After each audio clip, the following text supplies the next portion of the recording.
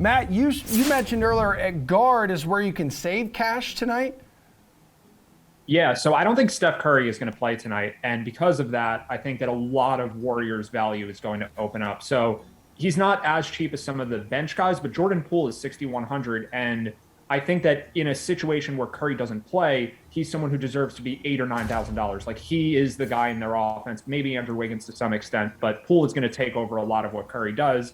Not as well as Steph does it, but that's a very, very low price for Jordan Poole. So assuming Curry doesn't play, I think Poole becomes the slate's best value, and then it opens up more minutes for guys like Damian Lee, Gary Payton. But I do think that Steph, who I think there was an announcement he was uncertain or something, it's a back-to-back spot against the Pistons. They don't need him to play a back-to-back at this stage of the season. I think that it makes sense for him to rest. So it opens up a lot for other Warriors. Okay, what do you feel like doing here for a building block at guard, Kenny? Yeah, I want to give the viewers at home just a second here to answer this trivia question. Can anyone tell me who has the second most touches of the basketball per game in the NBA?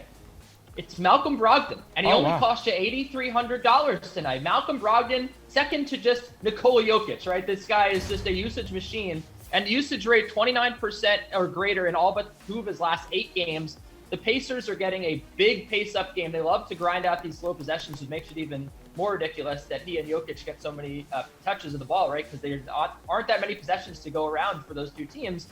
He should have no issues getting 5X on this slate. And when you look at the way that this matchup should go, the Hornets are 4th in pace. They don't have a good defense. They don't have a good interior defense. I think Malcolm Brogdon here should have no issues just getting to the hole, scoring the basketball. And we know that he's going to be getting the basketball in this offense. Everything is going to go through him.